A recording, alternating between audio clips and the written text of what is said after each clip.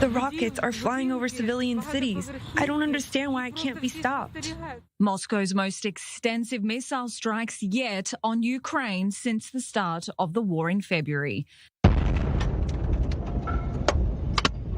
This was the moment cars and pedestrians only just narrowly avoided this large explosion in Dnipro, the fourth largest city in eastern Ukraine.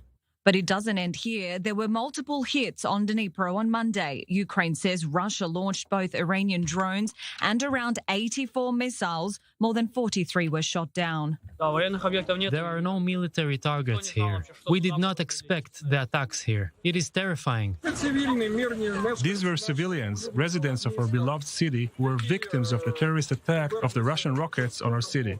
Russia rained cruise missiles on a total of at least 12 Ukrainian cities. Ukraine's capital, Kyiv, one of them, and the cities of Lviv, Ternopil and Zaporizhia, among many others. It was a major terror act by Russian barbarians on the capital and regional centers of Ukraine.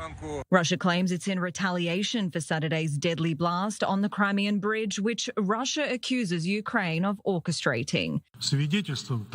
When you do these acts of sabotage, when you kill those who are unfavorable to you, the Kyiv regime is on the same level with the most outrageous terrorist organizations.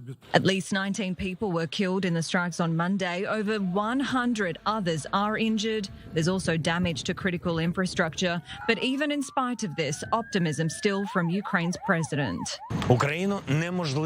Ukraine cannot be intimidated, only united even more. Ukraine cannot be stopped, only convinced even more that the terrorists must be neutralized. There were also comments from Israel's Prime Minister Yair Lapid on Russia's latest attacks. Russia's embassy in Israel reacted by saying that, quote, unfortunately, Israel chose to stand silent during 8 years of ongoing Ukrainian terrorist attacks on civilians in Donbass.